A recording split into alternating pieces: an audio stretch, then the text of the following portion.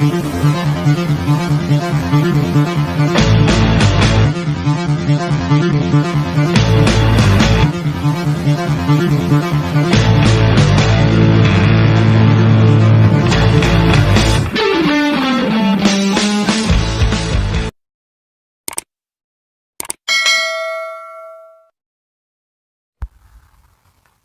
मित्रों, सभी श्रोताओं का स्वागत करता हूं।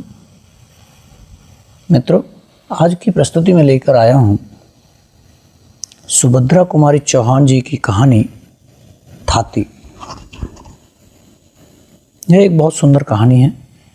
हो सकता है आपने पहले भी पढ़ी या सुनी हो। आज मैं इसका वाचन कर रहा हूं, आनंद लें। सुभद्रा कुमारी चौहान जी की कहानी थाती। क्यों रोती हूँ, इसे नाहक पूछकर जले पर नमक न छिड़को। जरा ठहरो, जी भरकर रो भी तो लेने दो। न जाने कितने दिनों के बाद आज मुझे खुलकर रोने का अवसर मिला है। मुझे रोने में सुख मिलता है, मुझे रोने में सुख मिलता है, शांति मिलती है, इसलिए मैं रोती हूँ। रहने दो, इसमें बाधा न डालो, रोने दो। क्या कहा, किसके लिए रोती हूँ? उसे सुनकर क्या करोगे? उससे तुम्हें कुछ लाभ न होगा। पूछो ही न तो अच्छा है। मेरी यह पीड़ा ही तो मेरी संपत्ति है, जिसे मैं बड़ी सावधानी से अपने हृदय में छिपाई हूँ। इतने पर भी सुनना ही चाहते हो तो लो कहती हूँ, किंतु देखो जो कहूँ वही सुनना और कुछ न पूछना। वे एक धनवान माता पिता के बेटे थे। ईश्वर ने उन्हें अनुपम रूप दिया था। जैसा उनका कलेवर सुंदर था, उससे कहीं अधिक सुंदर था उनका हृदय। वे बड़े ही नेक, दयालु और उदार प्रकृति के पुरुष थे। गांव के बच्चे उन्हें देखते ही खुश हो जाते। बूढ़े आशीर्वाद की वर्षा करते। स्त्रियां उन्हें अपना सच्चा भाई और हेतु समझती और नौजवान उनके इशारे पर नाचते थे। तात्पर्य यह है कि वे सभी के प्यारे थे और सभी पर उनका स्नेह था। मैं उन्हीं के गांव की बहू थी। मेरे पति वहीं प्राइमरी पाठशाला में मास्टर थे। घर में बूढ़ी सास थी, मेरे पति थे और मैं थी। महंगी का जमाना था, मुश्किल से गुजर होती थी। घर के प्राय सभी छोटे मोटे काम हाथ से ही करने पड़ते थे। एक दिन की बात है, मैं वैसे ही ब्याह कर आई थी। मैं ही थी शहर की लड़की। वहाँ तो नलों से काम चलता था, भला कुएं से पानी भरना मैं क्या जानती। मेरी सास मुझे अपने साथ कुएं पर पानी भरना सिखा रही थी। अचानक वे न जाने कहाँ से आ गए। हंसकर बोले, क्या पानी भरने की शिक्षा दे रही हो माँ जी? आपने ऐसी अल्लड़ लड़की ब्याई ही क्यों, जिसे पानी भरना भी नहीं आता? मैंने घूंघट के भीतर ही जरा सा मुस्कुरा दिया। सास ने कहा, बेटा इसे कुछ नहीं आता, बस रोटी भर अच्छा बनाती है। न पीसना जाने न कूटना। गोबर से तो इसे जैसे घिन आती है। बड़ी मुश्किल से कहीं कंडे थापती है तो उसके बाद 10 बार हाथ धोती है। हम तो बेटा गरीब आदमी हैं, हमारे घर में तो सब कुछ करना पड़ेगा। दूसरे दिन मुझे अकेले ही पानी भरने जाना पड़ा। मैं रस्सी और घड़ा लेकर पानी भरने गई तो जरूर, पर दिल धड़क रहा था कि बनता है या नहीं। न सास साथ थी और न कोई कुएं पर ही था। मैंने घूंघट खोल लिया और रस्सी को अच्छी तरह घड़े के मुंह पर बांधकर कुएं में डाल दिया। डब डब करके बड़ी देर में कहीं घड़े में पानी भरा उसे खींचने लगी। किसी प्रकार खिंचता ही न था। ज्यों करके आधा रस्सी खींच पाई थी कि वह सामने से आते हुए दिखाई दिए। कुआं उनके अहाते के ही अंदर था और बंगले में जाने का रास्ता भी वहीं से था। सामने से वे आते हुए दिखे। लाज के मारे ज्यों ही मैंने घूंघट सरकाने के लिए एक हाथ से रस्सी छोड़ी, त्यों ही दूसरा हाथ पानी से भरे हुए घड़े का वजन न संभाल सका। झटके के साथ रस्सी समेत घड़ा कुएं में जा गिरा। मैं भी गिरते गिरते बची। 1 मिनट में यह सब कुछ हो गया।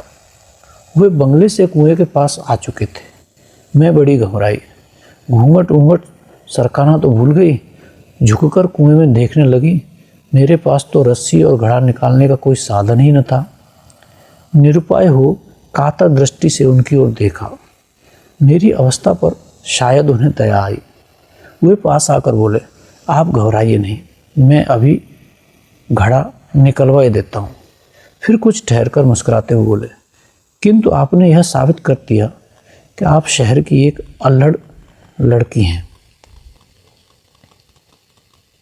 मैं जरा हंसी और अपना घूंघट सरकाने लगी। मुझे घूंघट सरकाते देख हुए जरा मुस्कुराए। मैं भी जरा हंस पड़ी, पर कुछ बोली नहीं। उनके नौकर आए और देखते देखते रस्सी समेत घड़ा निकाल लिया गया। मैं घड़ा उठाकर अपने घर की तरफ चली। शब्दों में नहीं, किंतु कृतज्ञता भरी आंखों से मैंने उनसे कहा, मैं आपके इस उपकार का बदला जीवन में कभी न चुका सकूंगी। करीब पौन घंटा कुएं पर लग गया। अम्मा जी की घुड़कियों का डर तो लगा ही था। जल्दी जल्दी आई। घड़े को घिनौची पर रख रस्सी को खूंटी पर टांगने के लिए मैंने ज्यों ही हाथ ऊपर उठाया, देखा कि एक हाथ का सोने का कंगन नहीं है। तुम कहोगी कि पानी भरने वाली और सोने के कंगन, यह कैसा मेल? यह भी बताती हूँ। यह कंगन मेरी माँ का था। मरते समय उन्होंने अनुरोध किया था कि यह कंगन ब्याह के समय मुझे पैर पुजाई में दिया जाए। इस प्रकार यह कंगन मुझे मिल गया। रस्सी टांगकर मैं फिर कुएं की तरफ भागी। देखा तो वे सामने से आ रहे थे। उन्होंने यह कहकर यह तुम्हारे अल्लड़पन की दूसरी निशानी है, कंगन मेरी तरफ बढ़ा दिया। कंगन लेकर चुपचाप मैंने जेब में रख लिया और जल्दी जल्दी घर आई। घर आकर देखा पतिदेव स्कूल से लौटे थे। अम्मा जी बड़े क्रोध में उनसे कह रही थी, देखा नई बहू के लक्षण। एक घड़ा पानी भरने गई तो घंटे भर बाद लौटी और यहाँ पानी रखकर फिर दीवानी की तरह कुएं की तरफ भागी। मैंने तो पहले ही कहा था शहर की लड़की न ब्याहो, पर तुम न माने। बेटा, भला यह हमारे घर निभने के लक्षण हैं? और सब तो सब, पर जमींदार के लड़के से बात किए बिना इसकी क्या अटकी थी? यह इधर से भागी जा रही थी, वह सामने से आ रहा था। उसने जाने क्या इसे दिया और इसने लेकर जेब में रख लिया। मुझे तो यह बातें नहीं सुहाती। फिर तुम्हारी बहू है, तुम जानो। बिगाड़ो चाय बनाओ। मेरी तरफ उन्होंने गुस्से से देखकर पूछा, क्या है तुम्हारी जेब में, बतलाओ तो। मेरे कंगन निकाल के उनके सामने रख दिया। वे मेरे डांट पर बोले, यह आपके पास कैसे पहुंचा? यह उसके पास कैसे पहुंचा?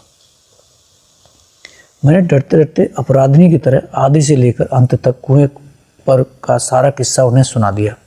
इस पर अम्मा जी और पतिदेव दोनों ही की झिड़कियां मुझे सहनी पड़ी। साथ ही ताकीद भी कर दी गई कि मैं उनसे कभी न बोलूं। क्या पूछते हो? उनका नाम? हाय, रहने दो, मुझसे नाम न पूछो। उनका नाम जुबान पर लाने का मुझे अधिकार ही क्या है? तुम्हें तो मेरी कहानी से मतलब है ना? हाँ, तो मैं क्या कह रही थी? मुझसे कहा गया कि मैं उनसे कभी न बोलूं। यदि यह लोग फिर कभी उनसे बोलते देख लेंगे तो फिर कुशल नहीं। मैंने दीन भाव से कहा, मुझसे घर के सब काम करवा लो, परंतु कल से मैं पानी भरने न जाऊंगी। इस पर पतिदेव बिगड़ कर बोले, तुम पानी भरने न जाओगी तो मैं तुम्हें रानी बनाकर नहीं रख सकता। यहाँ तो जैसा हम कहेंगे वैसा करना पड़ेगा। उसके बाद क्या बतलाऊं कि क्या क्या हुआ। ज्यों ज्यों मुझे उनसे बोलने को रोका गया, त्यों त्यों बार जी भरकर उनसे बात करने के लिए मेरी उत्कंठा प्रबल होती गई। किंतु मेरी यह साध कभी पूरी न हुई। वे जाते जाते एक दो बातें बोल दिया करते, जिसके उत्तर में मैं केवल हंस दिया करती थी। लेकिन लोग यह भी न सह सके और तिल का ताड़ बन गया। अब मुझ पर घर में अनेक प्रकार के अत्याचार होने लगे। हर 2 दिन बाद मुझ पर मार भी पड़ती, परंतु मैं ये कर ही क्या सकती थी। मैं तो उनसे बोलती भी न थी और उनका बोलना बात करना मेरी शक्ति से परे था। उन्होंने मुझसे कभी भी कोई बात ऐसी बात नहीं कही थी जो अनुचित कही जा सके। उन्हें तो शायद विधाता ने ही रोते हुओं को हंसा देने की कला सिखाई थी। वो ऐसी मीठी चुटकी लेते, कभी हंसी की बात भी करते तो इतनी सभ्यता से, इतनी नपीतुली कि मैं चाहे दुखी हूँ, चाहे जितनी रंज में हूँ, हंसी आ ही जाती थी। किंतु धीरे धीरे मुझ पर होने वाले अत्याचारों का पता उन्हें लग ही गया। उनके दयालु हृदय को इससे गहरी चोट पहुंची। उस दिन अंतिम दिन जब मैं पानी भरने गई, वे कुएं पर आए और मुझसे बोले, मैं तुमसे कुछ कहना चाहता हूँ। उनके स्वर में पीड़ा थी, शब्दों में माधुर्य और आंखों में न जाने कितनी करुणा का सागर उमड़ रहा था। मैंने आश्चर्य के साथ उनकी ओर देखा। आज पहली ही बार तो इस प्रकार वे मेरे पास आकर बोले थे। उन्होंने कहा, पहली बात जो मैं तुमसे कहना चाहता हूँ वह यह कि मेरे कारण तुम पर इतने अत्याचार हो रहे हैं। यदि मुझे पता चल जाता तो वे अत्याचार कब के बंद हो चुके होते। दूसरी बात जो मैं तुमसे कहने आया हूँ वह यह कि आज से मैं तुम पर होते अत्याचार की जड़ उखाड़ कर फेंक देता हूँ। तुम खुश रहना मेरी अल्लड़ रानी। वे मुझे इसी नाम से पुकारते थे। यदि मैं तुम्हें भूल सका तो फिर यहाँ लौटकर आऊँगा, नहीं तो आज ही सदा के लिए विदा होता हूँ। मुझ पर बिजली सी गिरी। मैं कुछ बोल न पाई कि वे मेरी आंखों से ओझल हो गए। अब मेरी हालत पहले से ज़्यादा खराब थी। मेरा किसी काम में जी न लगता। कलेजे में सदा एक आग सी सुलगा करती, परंतु मुझे खुलकर रोने का अधिकार न था। अब तो सभी लोग मुझे पागल कहते हैं। मैं कुछ भी करूं करने देते हैं, इसलिए तो आज खुलकर रो सकती हूं और तुम्हें भी अपनी कहानी सुना सकती हूं। किंतु क्या तुम यह बता सकोगे कि वे कहाँ हैं? मैं एक बार उन्हें और देखना चाहती हूँ। मेरी यह पीड़ा, मेरा यह उन्माद उन्हीं का दिया हुआ तो है। यदि कोई सहृदय उनका पता बता दे तो मैं उनकी थाती उन्हीं को सौंप दूं। मित्रों, अभी आप सुन रहे थे सुभद्रा कुमारी चौहान की कहानी थाती। ऐसी अनेक कहानियाँ और संस्मरण, मनोवैज्ञानिक लेख, व्यंग लेख सुनने और के लिए हमारे चैनल से जुड़े रहें। धन्यवाद।